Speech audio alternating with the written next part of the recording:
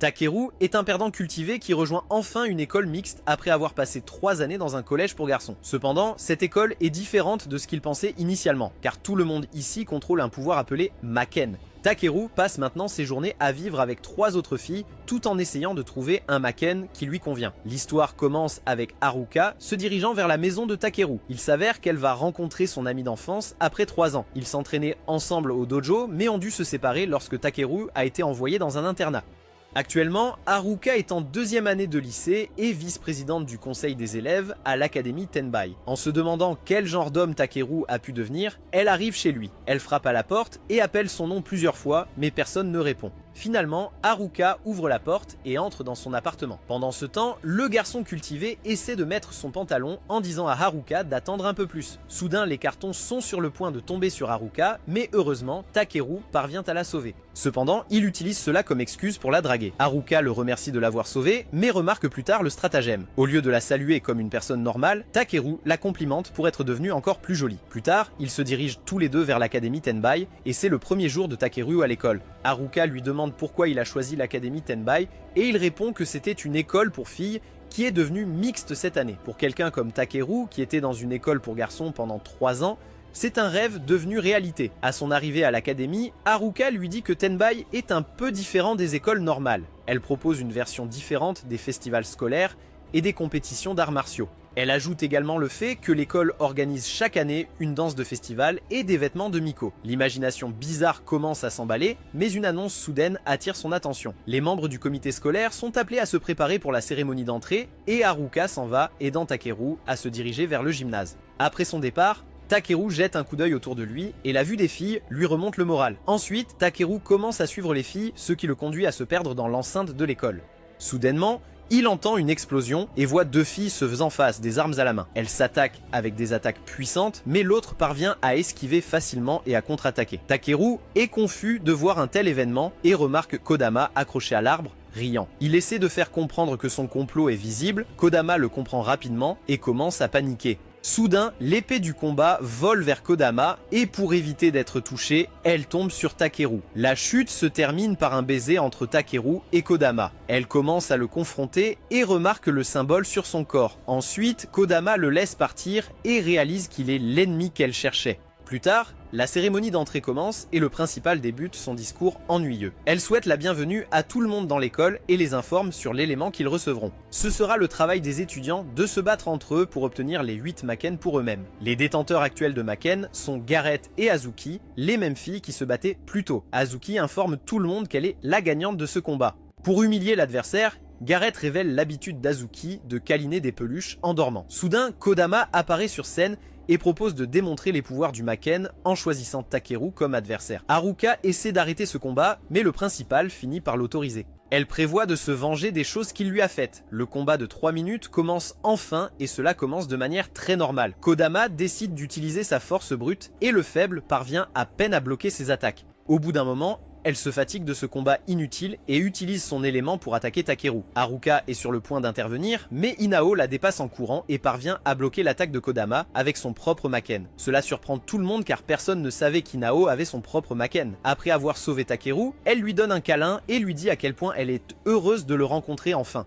Tous les étudiants paniquent, tandis que Haruka est sans voix. Elle se présente plus tard comme étant responsable de la protection de Takeru en tant que sa fiancée. Ensuite, le dégénéré reçoit un baiser sur la joue, ce qui rend Haruka encore plus furieuse qu'elle ne l'était déjà. Après avoir infligé à Takeru la correction qu'il mérite, elle se dirige vers sa nouvelle chambre et y entre sans le prévenir correctement. Elle voit Inao se détendre dans sa chambre, elle informe Haruka que le principal lui a permis de vivre avec Takeru car il est son fiancé. Elle essaie encore de les gêner quand soudain la porte derrière eux s'ouvre. Kodama apparaît, commentant le fait qu'une chambre pour 3 personnes est beaucoup plus grande et plus jolie qu'une chambre individuelle moyenne. À ce moment-là, Haruka commence à perdre ses moyens et Kodama l'informe qu'elle a ses propres raisons de changer pour cette chambre.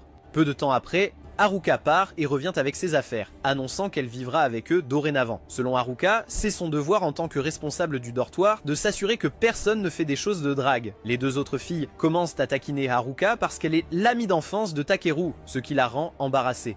Ensuite, ils dînent tous et vont se coucher. Haruka se réveille au milieu de la nuit et remarque que Takeru dort sur le lit superposé. Elle veut s'assurer qu'il dort bien et décide de le vérifier. Cependant, ce qu'elle voit la choque complètement. Le lendemain matin, Haruka et Inao sont occupés à préparer le petit déjeuner pendant que Takeru vient de se réveiller et constate une blessure sur son visage. Haruka l'a vu dormir et câliner Inao, ce qui a entraîné un coup puissant sur son visage. Ensuite, il va se laver le visage car le petit déjeuner sera prêt bientôt. Takeru ouvre la porte et trouve Kodama en train de se changer. Elle panique et attaque les yeux de Takeru avec son pouvoir électrique. En mangeant le petit déjeuner, Takeru ressent une nostalgie et complimente la cuisine de Haruka. Kodama leur rappelle qu'il n'y a pas de temps pour se détendre car ils sont déjà en retard pour l'école. Ils se précipitent tous vers l'école parce que selon Haruka, personne qui vit avec elle ne doit être en retard. Les trois filles parviennent à peine à atteindre l'école tandis que le perdant est laissé derrière. Pour l'aider, Kodama utilise sa capacité pour le traîner vers l'école. Haruka informe Takeru que la capacité de Kodama est qu'elle peut déplacer des objets avec une force invisible. Soudainement, le président du conseil des étudiants arrive et réprimande Haruka pour être si proche et personnel avec un garçon. Haruka dit à Takeru que la personne devant lui est probablement l'élève la plus stricte de leur école. De manière inattendue, une rafale de vent révèle son projet qui a un petit ours mignon dessus. Tout le monde remarque l'ours et commence à la taquiner pour être une personne adorable. Par embarras, la présidente du conseil des étudiants s'enfuit. Plus tard, Takeru entre dans sa classe avec Inao et toute la classe est surprise de voir Takeru entrer en classe avec une fille. Ensuite, la professeure principale entre en classe et se présente comme Tomoka. La directrice de l'école, Minori, fait également son apparition et annonce que la classe passera un examen physique. Les filles sont les premières à passer leur test et Inao part après en avoir informé Takeru. Tous les garçons désespérés et brûlants de jalousie lancent à Takeru un regard meurtrier. Soudain, Takeru se rend compte que l'école est mixte et demande à Tomoka d'aller aux toilettes. Étonnamment, Kengo demande la même chose et tous deux courent vers le terrain et grimpent sur l'arbre devant l'infirmerie. Les deux garçons cultivés commencent à regarder les filles à travers le petit espace dans le rideau. Ils commencent à évaluer les filles en fonction de leur apparence, mais Takeru ferme les yeux de Kengo quand il essaie de regarder Inao. Plus tard, la cote continue d'augmenter et ils sont tous deux heureux d'avoir rejoint une école mixte. Soudain, ils entendent la voix de Kodama qui se trouve en haut de l'arbre, les regardant sévèrement. Au lieu de réfléchir à ses actions, Takeru commence à penser à quel point elle est mignonne de près. Kodama saute et atterrit sur les garçons en imprimant son pied sur leur visage. Elle conseille aux garçons d'avoir le courage d'avouer leurs sentiments au lieu de les épier. Ils partent tous les deux après s'être excusés auprès d'elle. Son élément demande à Kodama pourquoi elle a laissé partir Takeru car il était certain que Kodama ne pourrait pas contrôler sa colère. Kodama répond qu'elle n'a pas ressenti le sentiment d'inquiétude et l'ébullition de son sang depuis la première fois qu'ils se sont rencontrés. Plus tard, Takeru se fait mesurer sa taille et entend une enseignante parler aux élèves d'une manière discutable. C'est enfin le tour de Takeru et il remarque l'infirmière scolaire attirante, Aki. Cela lui fait réaliser que les professeurs sont au même niveau que les filles de l'académie. Ensuite, elle dit à Takeru de mettre sa main dans une machine appelée Koranbo qui indique la compatibilité d'une personne avec un Maken. La machine n'est pas capable d'identifier sa compatibilité avec un Maken, ce qui est une surprise, car ce n'est pas quelque chose qui arrive souvent. Ensuite, Takeru et Inao sont appelés au bureau du principal et Haruka les rejoint également. Après la réunion, Inao et Takeru sont assis sur le banc lorsqu'un ballon de volleyball détruit le visage de Takeru. Il remarque ensuite une brochure sur le recrutement de club et Inao l'informe que tout le monde à l'école est censé rejoindre un club. Takeru ne peut plus contrôler sa curiosité et demande à Inao la raison pour laquelle elle veut le protéger et la vérité sur le fait qu'il soit son fiancé. Elle ne répond toujours pas et lui dit que c'est un secret. Ensuite, Takeru réalise qu'il a laissé son bento à la maison et qu'il n'a pas pris non plus son portefeuille. Il est forcé de manger les snacks qu'Inao a achetés, mais heureusement, Haruka vient à la rescousse et lui apporte le bento qu'il avait oublié. Il demande à Haruka de lui montrer les clubs de l'école pour simplifier le choix. Cela rappelle à Haruka ce qui s'est passé lors de la réunion. Jen, qui est le créateur de Koranbo, ne pense pas que la machine se trompe, même si elle a été fabriquée avec des pièces de mauvaise qualité et des matériaux de basse qualité. Cependant, c'était toujours une surprise car 3 personnes avec des éléments non identifiables sont apparues à l'école cette année. L'un d'eux est Takeru et l'autre est Inao. La dernière personne est aussi une fille, mais le principal semble un peu méfiant envers elle. Le garçon sans cervelle leur demande si avoir un élément non identifié est mauvais. Ils ont tous répondu que oui, car il aurait besoin d'un élément pour trouver son Maken compatible. La chose la plus difficile pour lui serait de se défendre des autres. Inao explique également que les combats ne peuvent avoir lieu que si les deux parties impliquées sont d'accord, et il n'y aura pas de problème si Takeru se dégonfle à chaque fois. Jusqu'à ce moment, Inao promet de protéger Takeru, quoi qu'il arrive. Jen révèle qu'il lui faudra presque un mois pour sortir avec le Maken de Takeru. Après le départ des élèves, Minori et Jen ont parlé de Takeru, qui est apparemment le fils de leur professeur. La mère de Takeru est celle qui détient le Maken, Kamuto. Jen lui conseille d'arrêter de comparer les répliques aux 8 Maken, même si c'est quelque chose créé par un dieu. Plus tard, Haruka lui fait visiter tous les clubs et chacun d'entre eux implique l'utilisation d'éléments. Après avoir fait le tour, Takeru envisage de rejoindre un club décontracté qui n'implique pas l'utilisation d'éléments. Finalement, Takeru trouve le club de ses rêves, qui est le club de photographie de gravure. L'imagination d'Haruka s'emballe, et elle commence à penser à la façon dont Takeru profitera probablement du club et demandera à Inao de faire des choses osées. Elle interdit à Takeru de rejoindre ce club et lui propose de rejoindre son club qui est le Kenkebu. Takeru demande à Haruka ce qu'est le club Kenkebu et elle répond que c'est l'équipe de l'ordre public de Tenbai. Haruka est la présidente du club et Kodama en est également membre.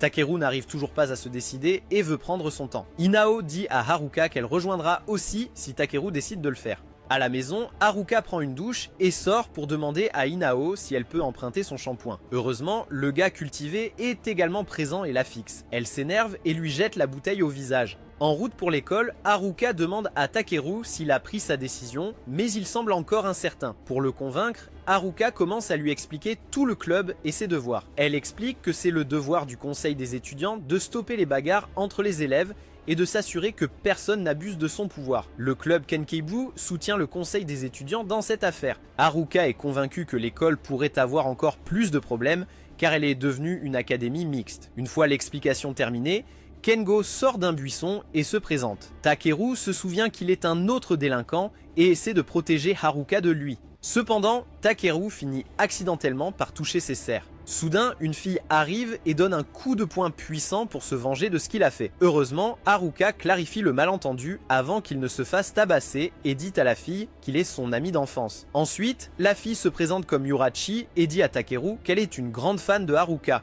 Elle commence à serrer sa main, signalant qu'elle ne fait toujours pas confiance à un salaud comme lui. Plus tard, Kodama entend parler d'une bagarre sur le terrain de l'école et va vérifier. La bagarre est entre Kai et Azuki. Le garçon veut qu'Azuki sorte avec lui s'il gagne et promet de ne plus l'embêter si elle gagne. Kodama arrive et décide de faire office d'arbitre du combat. Elle complimente Kai pour avoir combattu et exprimé ses sentiments honnêtement, contrairement au gars qui espionne les filles par la fenêtre. Finalement, le combat commence et Azuki décide de se battre sans un maken. Elle donne un coup de pied au visage de Kai, mais ne parvient pas à faire de dégâts notables. Il révèle que son maken est en acier plein métal, ce qui le rend résistant. Kei frappe Azuki, ce qui déchire son uniforme. Azuki modifie les termes du combat pour que Kai couvre le coup de son uniforme. En regardant le combat, Takeru ne peut pas accepter le fait qu'un garçon batte une fille et que personne n'ose intervenir. Il essaie d'intervenir et de protéger Azuki, mais les trois filles l'arrêtent car il finirait par se blesser. Soudain, une lumière commence à apparaître près de la bouche de Takeru et il commence à sentir un type de pouvoir différent traverser son corps.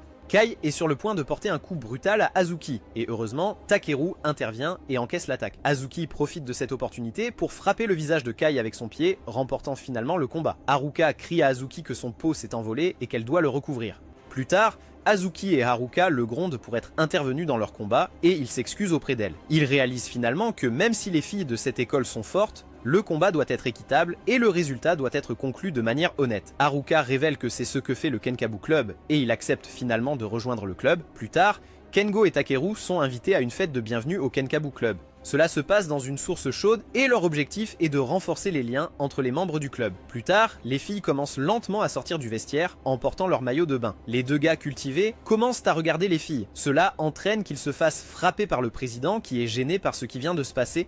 Ensuite, Kengo informe Takeru que Yuyuka est la petite sœur de Tomoka. Yuyuka commence à présenter tout le monde, en commençant par le président du conseil étudiant, Furin, suivi par le vice-président Haruka, la secrétaire Kimi, et Mine Yurachi. Les membres incluent Azuki, Chacha, Kodama, et enfin le professeur conseiller de cette année, Aki. Après avoir terminé les présentations, tout le monde commence à profiter des sources chaudes. Les membres du club demandent à Inao si elle passe un bon moment, et elle est d'accord car c'est sa première visite. Kodama se maîtrise pendant un moment, mais finit par être jalouse et retire l'intrigue du maillot de bain de Haruka. Elle commence à se moquer d'elle pour vouloir encore plus montrer son charme. Les filles commencent à faire des trucs de charme et les garçons, quant à eux, profitent des voix qu'ils entendent. Soudainement, Kengo et Takeru remarquent un ours près de la source chaude. Les filles décident de le combattre et Haruka veut s'en occuper avec ses armes. Cependant, les autres filles l'arrêtent en disant qu'un ours ne peut pas être maltraité de cette façon. Le plan est de le chasser sans blesser l'ours. Soudain, l'ours commence à poursuivre les perdants et les jette en l'air. Heureusement, Aki parvient à les sauver, mais l'ours ne renonce pas. La poursuite reprend alors, mais cette fois, Chacha agrandit la planche en bois et l'utilise pour catapulter l'ours,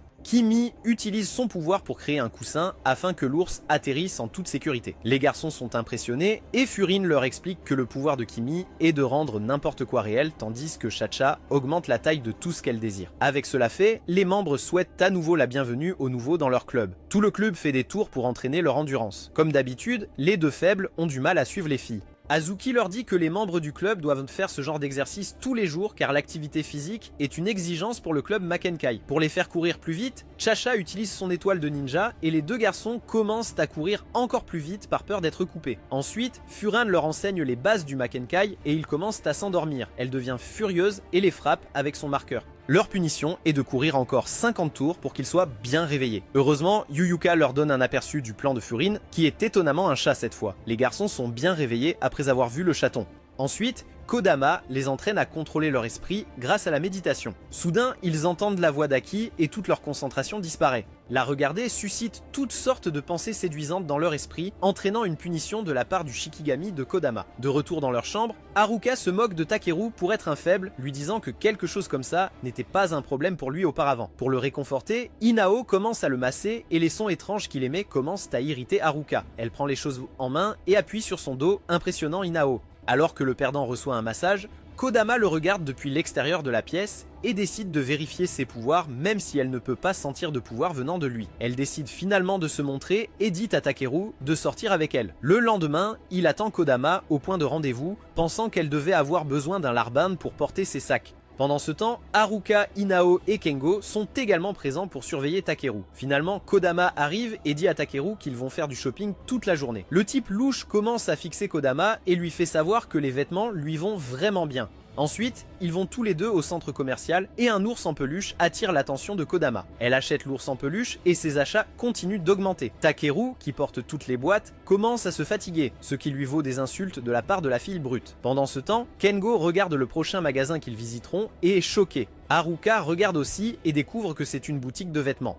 Kodama choisit deux modèles et demande à Takeru lequel lui semble le meilleur. Le garçon cultivé l'imagine portant les deux et conclut qu'ils lui vont tous les deux à ravir.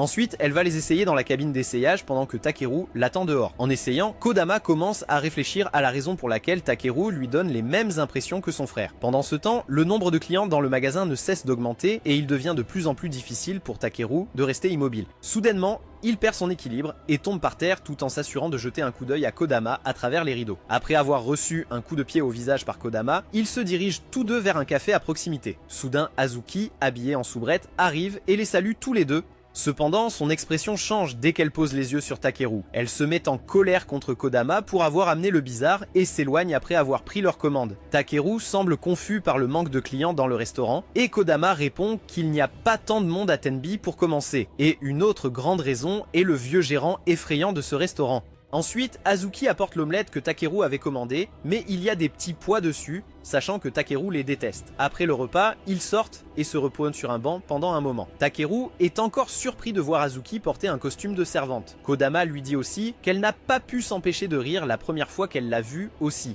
Ensuite, Takeru mentionne que le costume de bonne ira bien à Kodama aussi. Cependant, Kodama se rend vite compte que son objectif principal en l'invitant est de regarder la marque sur sa poitrine. Takeru pense qu'il a peut-être fait quelque chose pour contrarier Kodama, mais c'est tout le contraire. Elle vient vers lui et demande sans hésitation à Takeru de lui laisser voir sa marque. Sorti de nulle part, 3 nerds apparaissent et se présentent comme les membres du club de fans de Kodama. Ils nettoient tous le chemin que Kodama empruntera et vérifient le restaurant qu'elle visitera. Leurs compétences en espionnage leur ont même permis de prédire ses tournées hebdomadaires en ville. Les membres du club de fans disent ensuite à Kodama qu'ils ne peuvent pas lui permettre de traîner avec un ringard comme Takeru. Cependant, Kodama utilise son Shikigami pour jeter les garçons à l'eau. Soudain, une autre personne fait son apparition, mais il ne fait pas partie du fan club et est là pour se battre avec elle. Il révèle son Maken et le combat entre les deux commence. Après avoir échangé quelques coups, Iki dit à Kodama qu'il pourra rejoindre Kimigari s'il parvient à ramener un étudiant talentueux de Tenby. Il lui lance plusieurs coups et l'un d'eux finit par toucher Takeru. À ce moment, Kodama remarque qu'il n'y a pas de marque sur sa poitrine.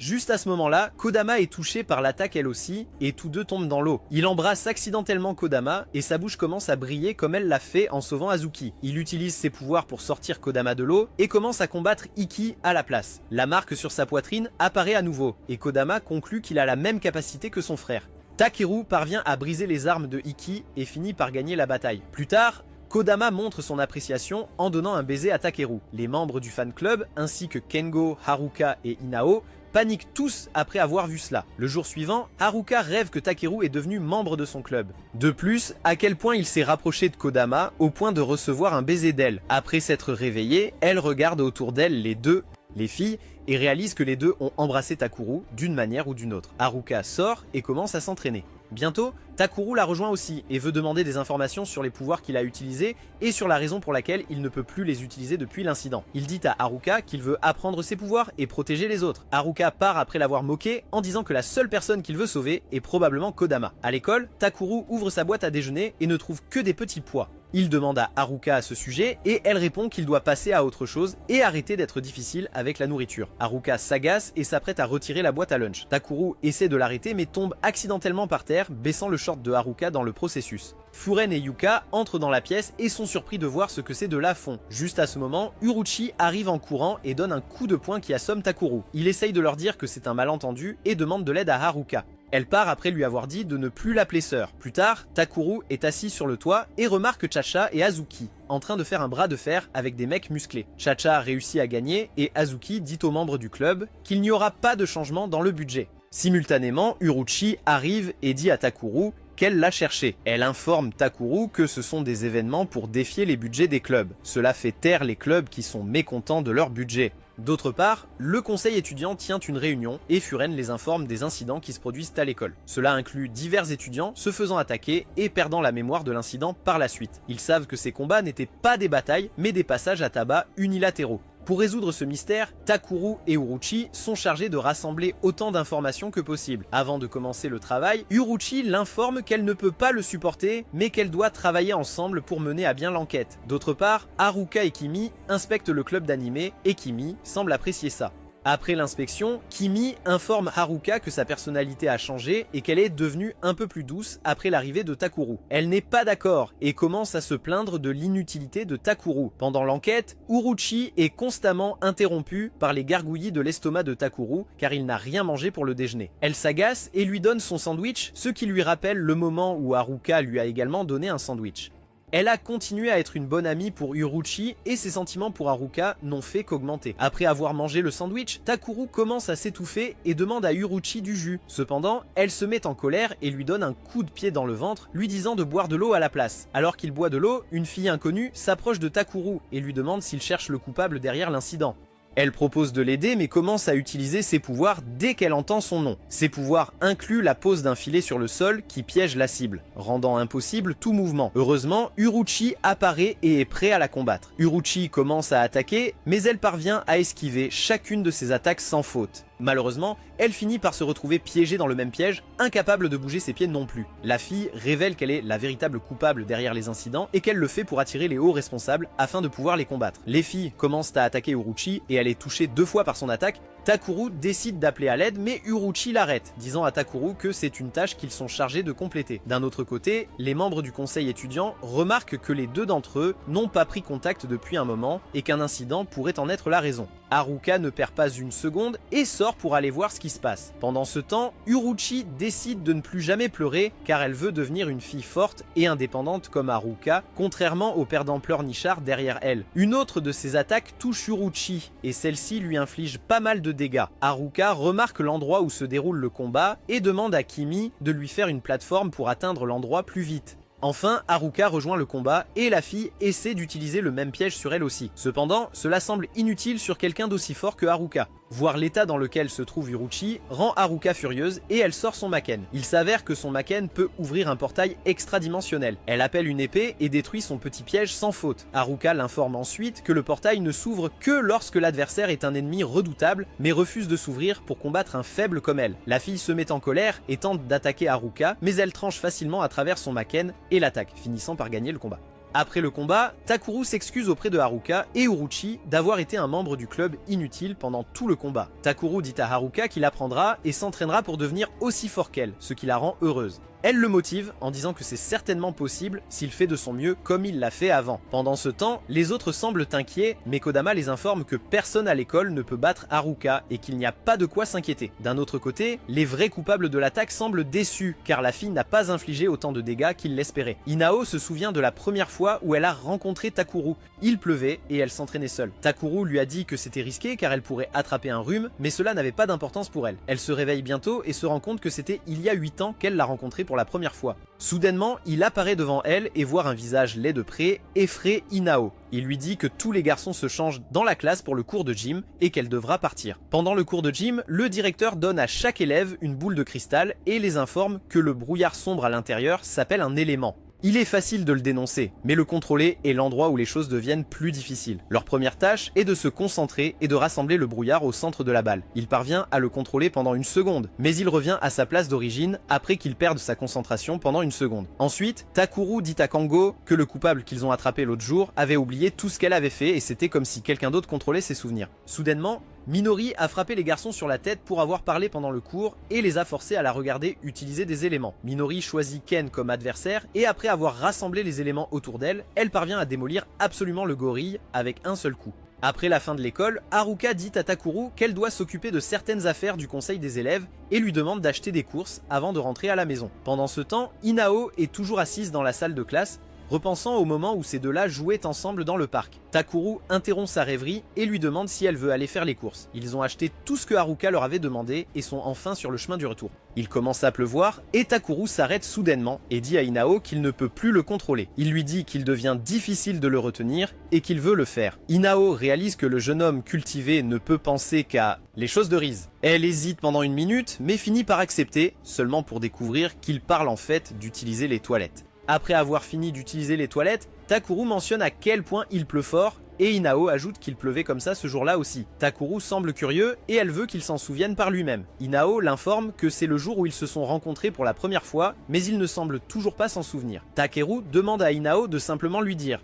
mais elle refuse. Des larmes commencent à se former dans ses yeux et selon elle, cela ne sert à rien de lui dire s'il ne s'en souvient pas par lui-même. Ensuite, Takeru lui demande de revenir au dortoir. Inao lui dit de partir car elle veut encore rester un moment au parc. Plus tard, il s'en va et Inao commence à penser que la seule raison pour laquelle elle veut que Takeru se souvienne est parce que c'est un souvenir précieux pour elle. Pendant ce temps, Kengo se promène en ville et remarque Inao marchant vers la montagne. Elle continue de monter le chemin et tombe sur un chaton abandonné. De retour au dortoir, Takeru se fait gronder par Haruka pour avoir laissé Inao toute seule. Tout le monde a commencé à s'inquiéter car il commence à se faire tard. Kodama dit à Takeru que ceux qui ont des liens spéciaux peuvent se retrouver peu importe la distance. Comme Inao est sa fiancée, elle pense que les deux ont aussi un lien et conseille à Takeru de chérir un peu plus ses sentiments. Plus tard, Takeru quitte le dortoir pour trouver Inao et tombe sur Kengo qui attend dehors. Il informe Takeru qu'il a vu Inao se diriger vers la montagne. Après avoir réalisé que Takeru pourrait être à l'origine de ces sautes d'humeur soudaines,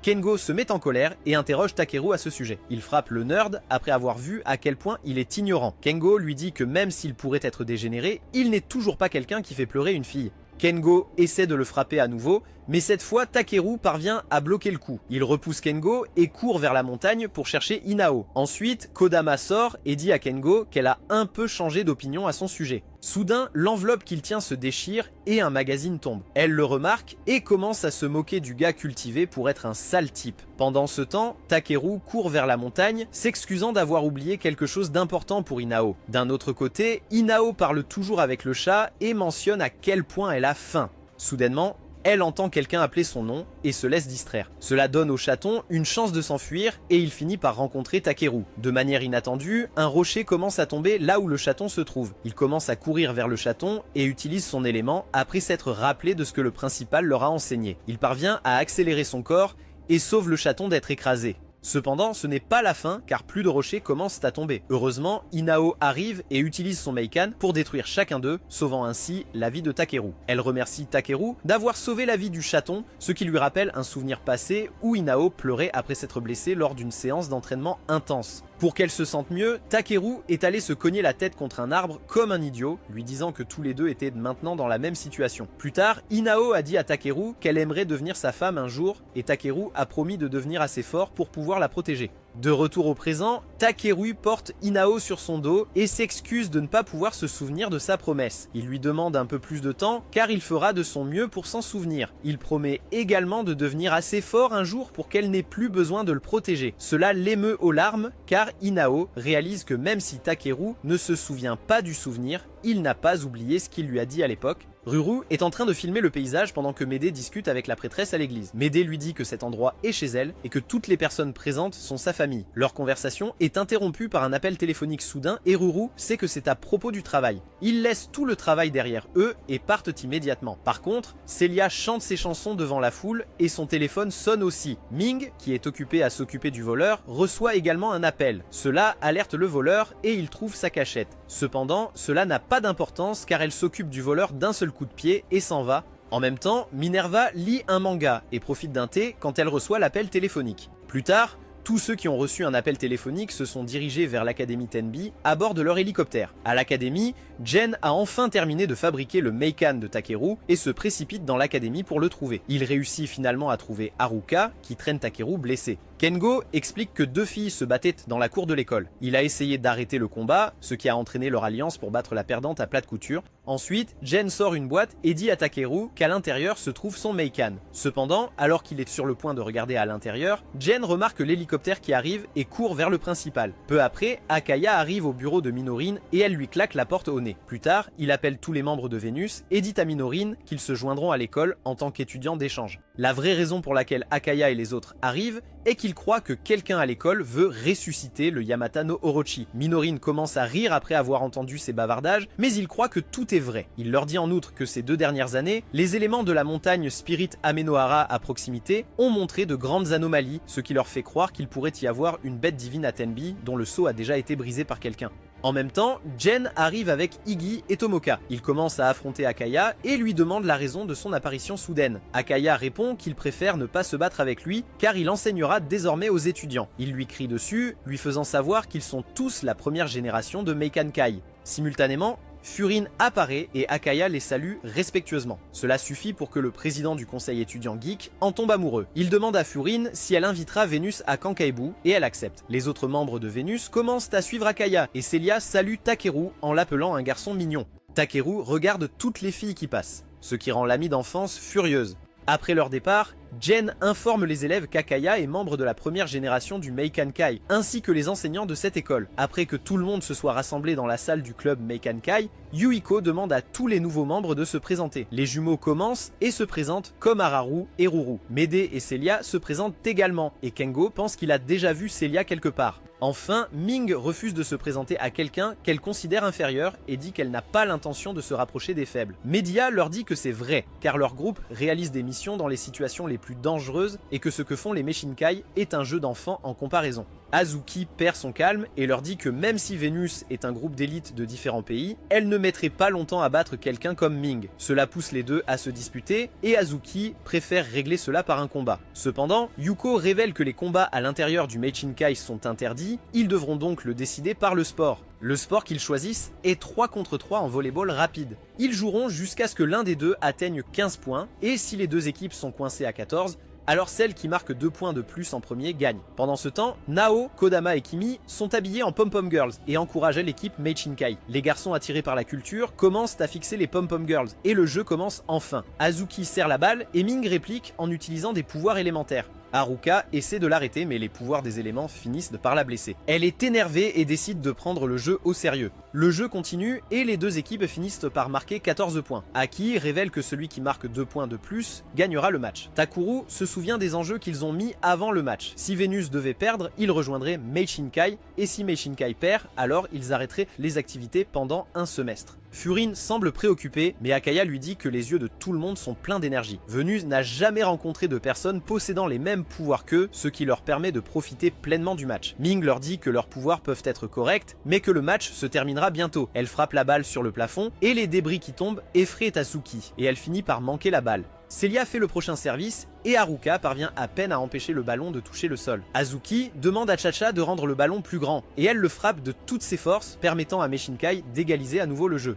Media décide de terminer le jeu avec ce dernier service et commence à rassembler l'eau autour de la zone en utilisant ses capacités élémentaires. Haruka sort son Maken et décide de faire face à la capacité de Media. La collision entre les capacités commence à détruire le gymnase et le perdant finit par y courir pour sauver Haruka. Après l'explosion, Celia remarque Takuru au-dessus d'elle. Elle réalise que Takuru a dû la sauver et elle lui fait un gros câlin. Media le remercie d'avoir également sauvé Celia, mais le match reste toujours indécis. Cependant, selon Yuko, les deux équipes devraient maintenant pouvoir reconnaître les compétences de l'autre. Après le match de volleyball, Aki prend une photo de groupe des membres de Meishinkai et du groupe Vénus. Le lendemain, Tamaka présente Celia à la classe. Tous les garçons la reconnaissent comme l'idole célèbre, sauf Takuru, qui est toujours aussi ignorant. La première chose que fait Celia est de prendre une photo de Takuru et de commencer à se rapprocher d'elle. Cependant, Nao intervient et dit à Celia qu'elle est la fiancée de Takuru. Celia commence à coincer Nao en lui demandant la date de leur mariage ainsi que le nombre d'enfants qu'elle souhaite. Voyant qu'elle n'a encore rien envisagé,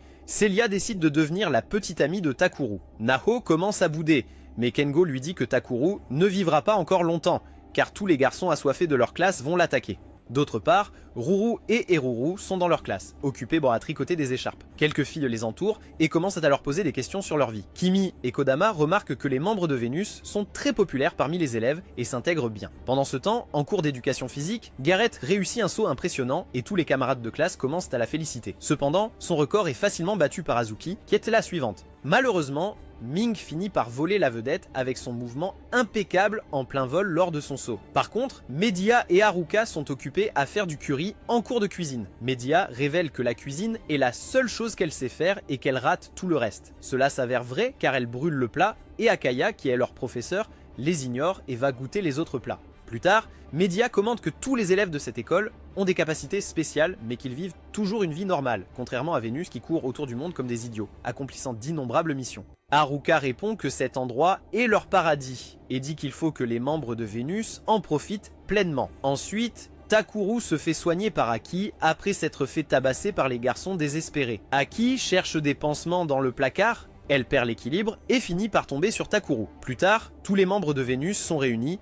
et Ming ne peut pas croire que Celia soit tombée amoureuse d'un type bizarre comme Takuru. Eruru demande à Celia si elle va confesser ses sentiments et elle répond qu'un rendez-vous est tout ce qu'elle veut pour l'instant. Les membres de Vénus décident de l'aider et commencent leur enquête. Ils découvrent que Takuru est un gars au physique moyen dont le type de femme est une femme avec de grands talents. Cependant, le principal problème pour eux est de garder les 3 autres filles qui sont après lui sous contrôle. Le jour suivant, Takuru est assis à son bureau et trouve une lettre d'amour. Il réussit à la cacher, mais Kengo devient un peu suspicieux. Plus tard, Nao apparaît et il commence à se moquer de Takuru pour avoir une fiancée mignonne ainsi que les 3 autres filles qui craquent pour lui. Il parvient à s'échapper et commence à lire la lettre aux toilettes. La personne qui a écrit la lettre veut qu'il la rencontre sur le parking de l'école après les cours. Cependant, il ne sait pas que Kengo est assis sur les toilettes à côté de lui et entend tout. Il fait ce que ferait tout homme logique et informe les filles qui s'intéressent à Takuru au sujet de la lettre d'amour. Kodama pense que c'est un faux, mais Haruka semble être un peu préoccupée et ne sait pas quoi faire. Soudain, Furin arrive et dit à Haruka et Kodama qu'une grande quantité de déchets est apparue derrière la tour de l'horloge et que c'est leur travail de l'investiguer. Après les cours, Kengo remarque que Takuru est déjà parti pour rencontrer la fille qui lui a envoyé la lettre et Nao part à la recherche de Takuru et remarque des sacs remplis de snacks étalés sur le sol. Il y a plusieurs autres sacs et tous l'amènent à une marionnette qui ressemble à Takuru.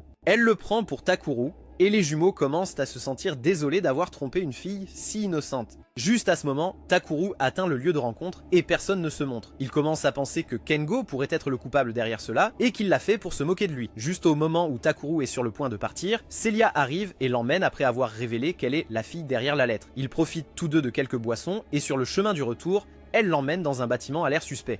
Celia dit à Takuru qu'elle veut être seule avec lui et le jeune homme désespéré accepte sans y réfléchir à 2 fois. D'un autre côté, Haruka et Kodama vont vérifier les ordures et remarquent Ming les surveillant. Pendant ce temps, dès que Takuru entre dans la maison, une chaise apparaît et restreint ses mouvements. Soudain, Nao rejoint Haruka et Kodama. Elle semble confuse quant à la raison pour laquelle Takuru ne bouge pas et est choquée d'apprendre que la chose qu'elle a transportée n'est qu'une poupée. Ming semble heureuse que toutes les cibles soient venues à elle d'elle-même car cela facilitera les choses pour elle. Étonnamment, Kodama utilise son Shikigami et vole des informations secrètes sur leur plan à Ming. Haruka les lit et découvre que Celia et Takuru pourraient être en train de faire des bêtises dans la salle secrète. Elle est furieuse et court vers l'endroit où Takuru est enfermé. Ming essaie de se mettre en travers de son chemin, mais Kodama la retient. Haruka et Nao arrivent enfin à la maison qui a l'air effrayante et essaient d'ouvrir la porte. Cependant, la porte semble être plus robuste qu'il ne l'avait prévu et n'ayant pas d'autre choix, Nao utilise son Maken pour la briser. Ce qu'il voit à l'intérieur, c'est Takuru forcé de s'asseoir sur la chaise et de regarder Celia interpréter ses chansons devant lui.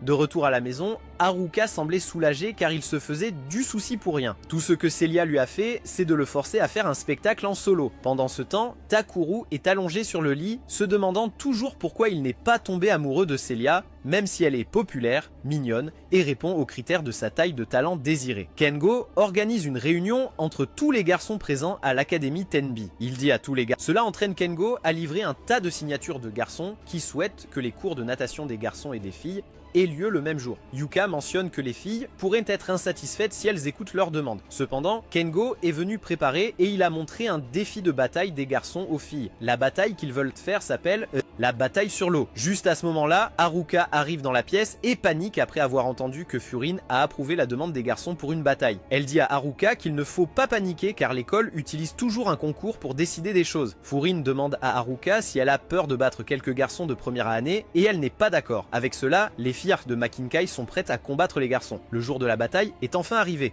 Toutes les filles se préparent à participer à la bataille. Yuyuko dit à Furin qu'Akaya participera également à la bataille de l'eau et son humeur s'améliore instantanément. Pendant ce temps, Kengo et Takeru ont décidé de jeter un coup d'œil dans le vestiaire des filles en utilisant une échelle. Cependant, ils ont mal calculé et étaient à quelques centimètres d'atteindre le paradis. Usuya dit à Kengo et Takeru de descendre car le combat sur l'eau va commencer. Soudain, Kai arrive et commence à secouer l'échelle pour les forcer à descendre. Il leur demande pourquoi Kengo et Takeru ne partent pas, même si la bataille est sur le point de commencer. Kengo révèle Kazuki est parmi les filles qui se changent, ce qui fait réfléchir Kai à ses paroles. Kengo l'informe en outre qu'Usuya a un Maken qui lui permet de faire disparaître le corps et la présence des gens. L'esprit de Kai commence à changer, mais Usuya révèle qu'il ne peut faire disparaître que le corps et non la présence. Tous les rêves sont perdus et Kai s'éloigne avec frustration. Enfin, la bataille est sur le point de commencer. Furin et Yuyuka font les commentaires et expliquent que les équipes de filles et de garçons doivent retirer le bandeau de l'autre équipe. La dernière équipe avec le bandeau gagne. Minori et Ming commencent à se plaindre d'être en bas, même s'ils sont clairement plus beaux. Yuyuko révèle qu'ils ont tous les deux été classés 6e sur la liste faite par les garçons de l'école. Ils laissent tomber et deviennent instantanément motivés. Kimi remarque que Yuyuko ment et que leur nom n'apparaît nulle part. Elle dit à Kimi que parfois il est important de mentir pour motiver les concurrents. La stratégie que Kengo a proposée avant le match était que toutes les équipes achètent autant de temps que possible. À ce moment-là, Takeru avancera et terminera une équipe. L'équipe qu'il doit choisir est celle de Nanaho, car elle ne combattra pas son fiancé. Cependant, il ne pouvait soit pas être plus éloigné de la vérité, car Nanaho prend également le jeu au sérieux. Takeru commence à avoir des difficultés et décide d'utiliser l'astuce sournoise que Kengo lui a apprise plus tôt. Il attire Nanaho vers lui et lui dit quelque chose. Cela fait perdre sa concentration à Nanaho, et Takeru lui vole son bandeau. Ensuite, Haruka demande à Nanaho ce qui s'est passé. Elle répond que Takeru a fait des commentaires sur ses bras et comment ils ont grossi, ce qui a fait perdre sa concentration à Nanaho. Toutes les filles ont commencé à se moquer de Takeru. Mais avec cela, les filles ont perdu l'une de leurs équipes. Le fan club de Kodama se retourne contre elle et lui dit qu'il préfère les plus petits. Cela l'énerve et elle les attaque avec son élément, faisant tomber leur équipe dans l'eau. Maintenant, les filles et les garçons ont tous deux perdu une de leurs équipes. Kodama est occupé à les réprimander pour leur impolitesse quand soudain Kengo arrive et vole également son bandeau. Après cela, Takeru et Haruka s'affrontent. Takeru sait qu'il ne peut pas gagner car Haruka est beaucoup plus talentueuse que lui. Pour cette raison, il décide d'utiliser à nouveau une ruse. Haruka est gêné et le projette dans les airs, mais découvre qu'il a emporté son bandeau. Comme les spectateurs ne pouvaient rien voir de ce qui s'était passé, la direction a repassé la scène et a découvert que Takeru avait attrapé son bandeau tout en se faisant frapper par elle. Pendant ce temps, Azuki se bat avec Kai et sa grande taille rend difficile pour elle de voler le bandeau. Elle décide de lui donner un coup de pied dans le ventre avec toute sa force et le géant commence à tomber sur leur équipe. Heureusement, Celia arrive et vole son bandeau avant qu'il ne s'effondre complètement. Azuki semble heureuse d'avoir battu le musclé encore une fois, mais soudain Akaya arrive et vole également son bandeau. Maintenant, il ne reste que 2 équipes de filles et 3 équipes de garçons. Akaya y va et décide de se battre contre Aki. Takeru et Kengo avancent pour aider Ayaka, mais Celia leur barre la route. Ils tentent de l'attaquer des deux côtés, mais Celia utilise sa force pour soulever les deux perdants en l'air en même temps. Ils parviennent à revenir à leurs chevaux, mais finissent par admettre la force brute de Celia. En revanche, Akaya et Aki commencent à se battre dans les airs, utilisant leur élément pour voler le bandeau. Aki atterrit sur son cheval et Akaya parvient à voler son bandeau tout en se tenant sur la tête de Minori. Elle se fâche et la jette à l'eau. Avec cela, seule Celia reste avec le duo cultivé. Kengo se précipite et essaie d'attaquer, mais elle le repousse facilement. Cependant, il parvient à enlever son maillot de bain, ce qui révèle le complot qu'elle porte à l'intérieur. Tous les garçons commencent à apprécier la vue devant eux, à l'exception de Takeru qui reste sur place. Madea utilise ses pouvoirs aquatiques pour se déplacer rapidement vers Takeru, mais elle remarque soudainement Minerva à l'extérieur. Cela la fait s'arrêter un instant, ce qui permet à Celia de voler vers Takeru. Il parvient à l'attraper et à retirer le bandeau pendant qu'elle est distraite. Avec cela, les garçons sont officiellement les vainqueurs de la bataille aquatique. Ensuite, Madea révèle que Minerva est arrivée et qu'ils doivent accomplir la mission qui leur a été assignée. Après la longue dernière bataille, le premier jour des cours de natation en commun est arrivé. Malheureusement, toutes les filles ont demandé à Yusuya de cacher leur corps avec son maken. Tout ce que les garçons peuvent voir, ce sont des éclaboussures aléatoires autour de la piscine. Takeru et Kengo sont couchés, pensant à comment battre la chaleur. Soudain, Takeru remarque une belle fille regardant par la fenêtre. Il en parle à Kengo au sujet de la beauté aux cheveux argentés, mais il n'y a pas de telle fille dans sa liste de contrôle. D'autre part, Haruka savoure une glace avec Kimi et Nanao, ce qui lui rappelle son enfance quand elle mangeait des glaces avec Takeru. Kimi leur dit que Furine agit bizarrement depuis qu'Akaya est parti. Soudain, Furine arrive et leur dit de ne pas oublier leurs devoirs. Ensuite, elle les informe du nouveau membre de Vénus qui vient d'arriver à leur école. Soudain, Minerva se présente et leur dit qu'elle est un membre de Vénus qui vient d'arriver. Minerva saute du toit et se téléporte au sol, impressionnant Kimi et Nanao. Furine demande à Minerva pourquoi elle garde les yeux fermés. Minerva répond qu'elle garde les yeux fermés pour diverses raisons, et l'une d'entre elles est le pouvoir de son élément. Ensuite, elle ouvre les yeux, ce qui fait que les chemises de Haruka et Furine révèlent leur intrigue. Cette fois, Furine porte un costume de grenouille et reçoit des compliments de Nanao. D'un autre côté, le duo désespéré essaie toujours de trouver la fille aux cheveux argentés lorsqu'ils entendent parler d'une bagarre entre deux personnes. Ils vont jeter un œil et remarquent Otohime en train de se battre avec un gars à l'allure de délinquant. Ils traitent Otohime de fille d'école primaire, ce qui la fâche. Elle lui dit qu'il sera pardonné s'il tombe à genoux et supplie pour sa vie. L'autre gars se met en colère et dit à Takeru de tenir une bataille officielle entre les deux. Takeru accepte et la bataille commence enfin. Le gars utilise son maken pour attirer Otohime près de lui, rendant plus facile de la battre avec ses poings. Il essaie de la frapper, mais Otohime disparaît soudainement et utilise son propre maken. Elle commence à le contrôler en utilisant une poupée et l'informe que peu importe ce qu'il essaie de faire, les règles dans son territoire sont absolues. Takeru est surpris de voir qu'aucun d'entre eux ne bouge. Guken révèle que le résultat de cette bataille est déjà décidé. Otohime peut créer son propre territoire et quiconque y entre est contrôlé par elle. Ensuite, elle commence à punir le délinquant arrogant en lui cassant lentement les bras et les doigts. Takeru pense qu'elle va trop loin et décide d'intervenir. Cependant, Otohime ne prévoit pas de s'arrêter et finit par créer une poupée de Takeru aussi. Il est contraint de s'agenouiller devant elle, mais il ne renonce pas. Takeru réalise que même si l'adversaire est une fille, il ne peut pas permettre aux faibles de subir une raclée unilatérale. Il utilise toute sa force et réussit à défier le contrôle de sa poupée. Cela a surpris Otohime et elle a utilisé plus de force dans son attaque suivante, rendant complètement Takeru inutile. Heureusement, Minerva arrive et le combat entre ces deux-là est sur le point de commencer. Cependant, Ayaka arrive et arrête le combat avant qu'il ne s'intensifie. Otohime s'éloigne après l'avoir averti que s'il ne fait pas bien son travail, elle se plaindra à grand-mère, qui est la chef de Kimigari. Le lendemain, Furine avertit Takeru que la mesure qu'il a prise plus tôt a causé des difficultés au sein de l'école.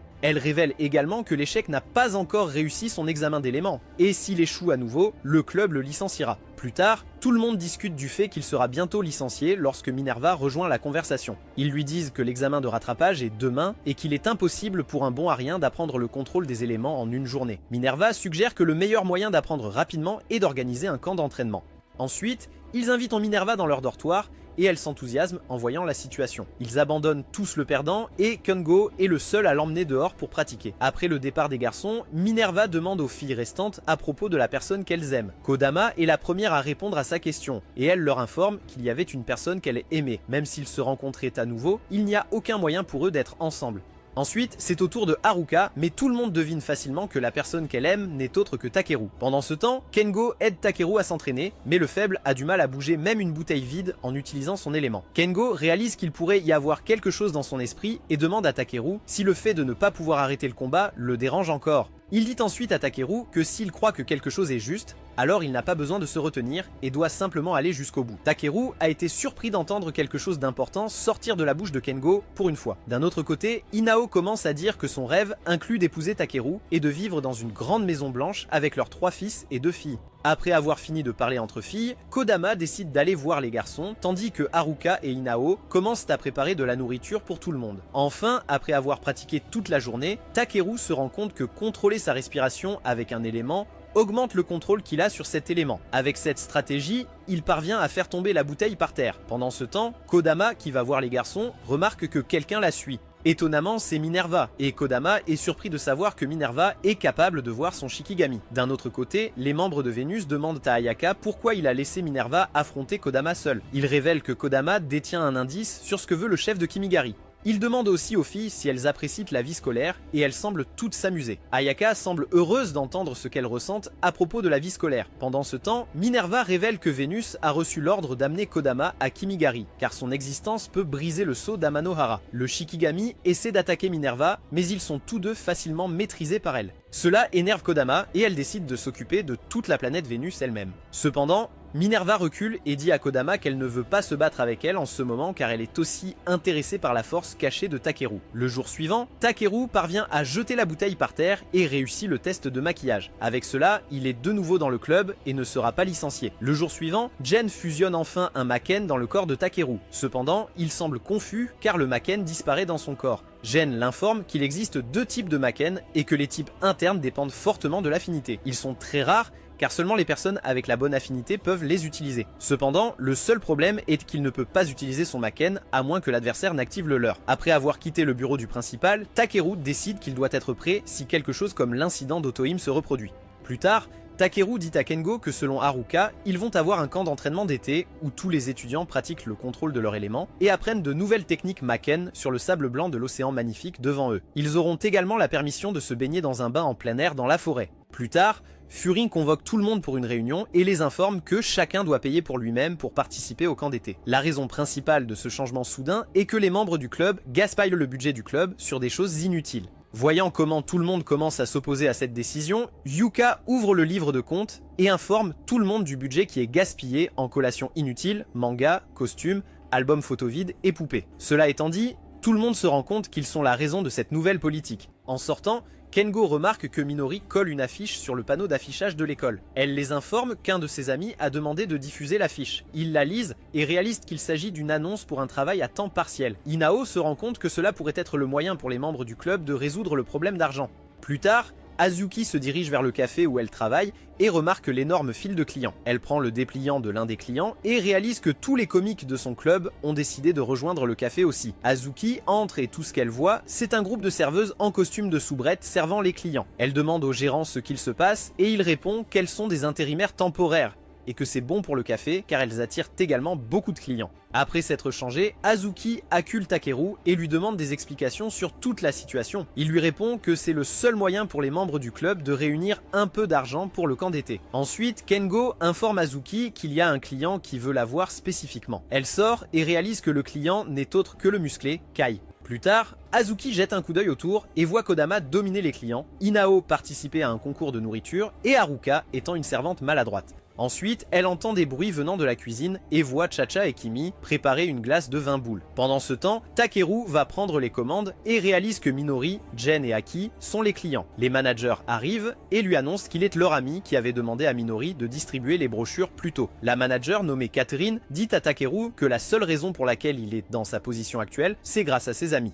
Après son départ, Takeru dit aux trois à quel point il se sent envieux car ils sont devenus le corps professoral de l'école après avoir été amis en tant qu'étudiants. Cela rappelle à Jen un autre ami qu'ils avaient autrefois, mais Minori lui dit de ne pas s'en souvenir car tout cela appartient au passé. Plus tard, le nombre de clients continue d'augmenter et tout le monde reste occupé à les accueillir tous. Takeru remarque que le gérant semble ailleurs et il répond que c'est la première fois que son café a autant de clients en une seule journée. Pendant ce temps, Inao prend une commande pour une table et heurte accidentellement un client. Haruka remarque ce qui s'est passé et essaie de l'aider, mais se rend vite compte que Takeru s'en occupe déjà et encourage également Inao. Voir cela rend Haruka un peu triste. Soudain, Chacha apparaît et révèle les talents de Haruka devant Takeru en plaisantant. D'autre part, Kodama apporte de l'Omuris pour les membres de son fan club et écrit quelque chose dessus. Les membres du club pensent qu'elle a écrit planche plate dessus alors qu'elle a clairement écrit amour.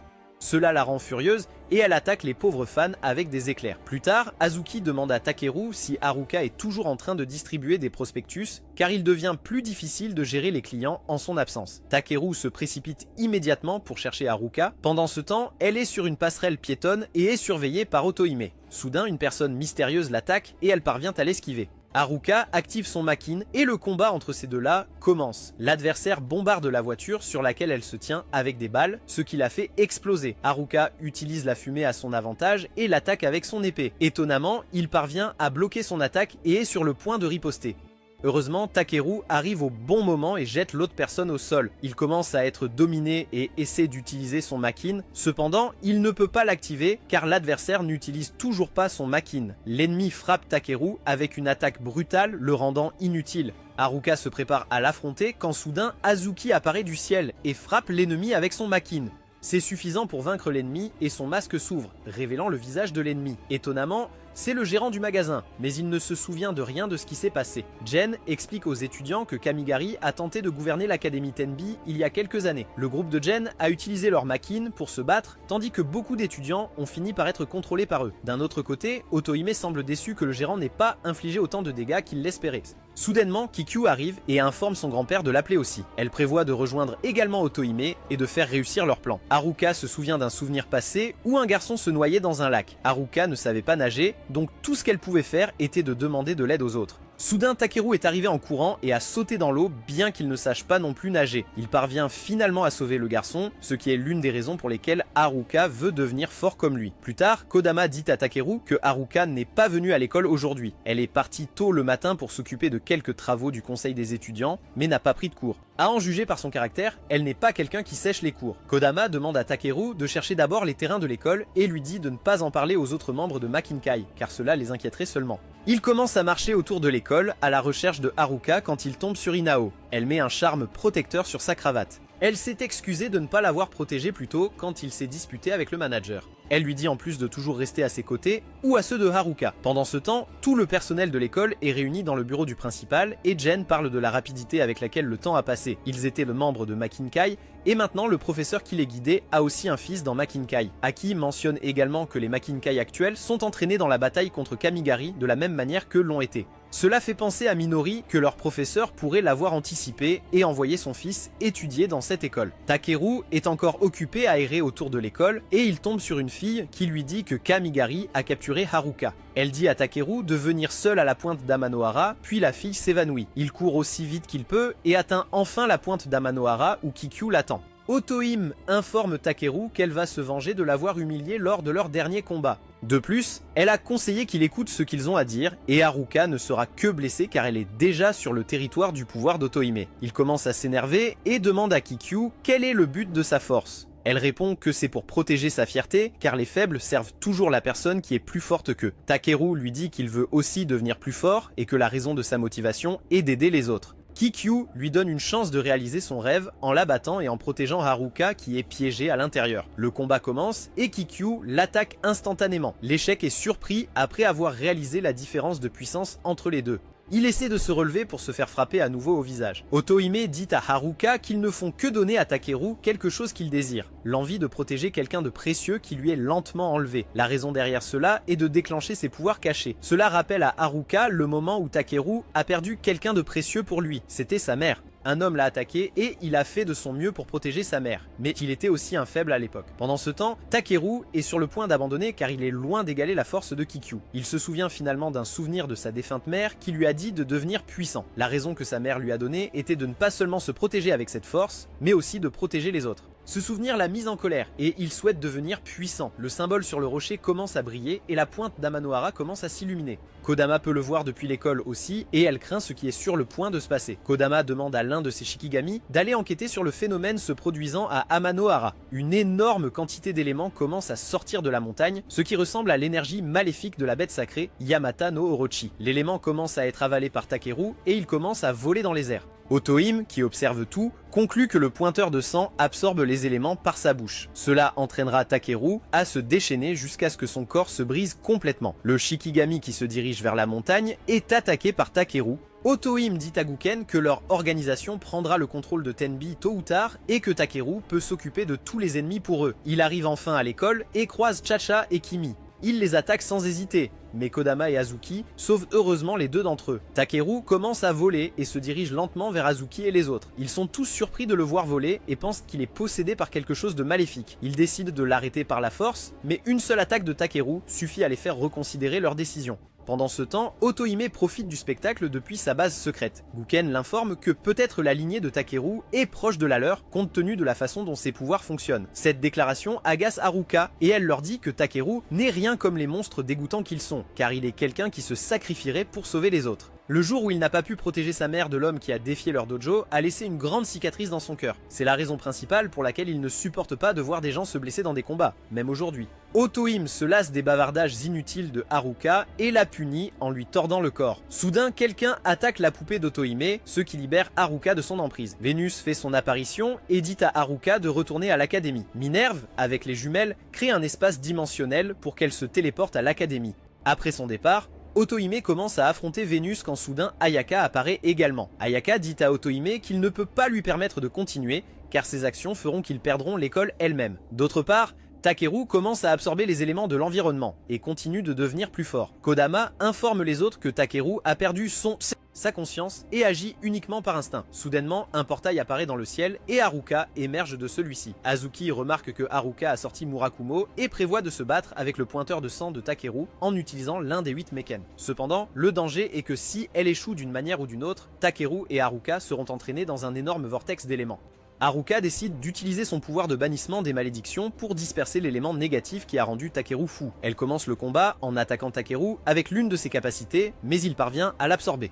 Néanmoins, l'absorption de l'immense pouvoir de Murakumo endommage son corps de l'intérieur. Haruka profite de cette opportunité et attaque Takeru avec sa lame. Le pouvoir de Murakumo nettoie Takeru de l'intérieur et élimine toute l'énergie maléfique qu'il contrôle. Une explosion soudaine suit et Takeru trouve Haruka allongé sur lui. Toutes les filles arrivent pour vérifier qu'ils vont bien pendant que Haruka commence à s'énerver. Mais elle commence à pleurer car elle est contente que Takeru ait survécu. Tout le monde félicite Haruka pour avoir accompli cet exploit, mais ils sont bientôt interrompus par Kikyu, qui arrive avec quelques soldats. Elle dit à Takeru qu'il possède le pouvoir d'entrer dans Kamigari et de se battre avec eux. Cependant, Takeru rejette immédiatement son offre et dit à Kikyu qu'il ne laissera pas Kamigari faire ce qu'ils veulent. Furin arrive et est d'accord avec Takeru, avertissant Kikyu de ne pas troubler la paix de leur école. Kikyu décide de partir pour l'instant et conseille à Takeru de devenir plus fort jusqu'à leur prochaine rencontre. Avec cette épreuve derrière eux, tout le monde a repris sa vie normale. Takeru a commencé à s'entraîner pour devenir plus fort. Furin et Yuika sont toujours occupés avec le travail du conseil des étudiants, tandis qu'Azuki travaille dur au café et Kengo accompagne Kodama lors de ses sorties shopping. Tout cela concernait Takeru et ses luttes pour obtenir un Meiken. Sera-t-il capable de devenir assez fort pour combattre Kamigari? Commentez Meiken ci-dessous et faites-le nous savoir. Abonnez-vous à la chaîne et cliquez sur l'icône de cloche pour plus de vidéos pleines d'intrigues.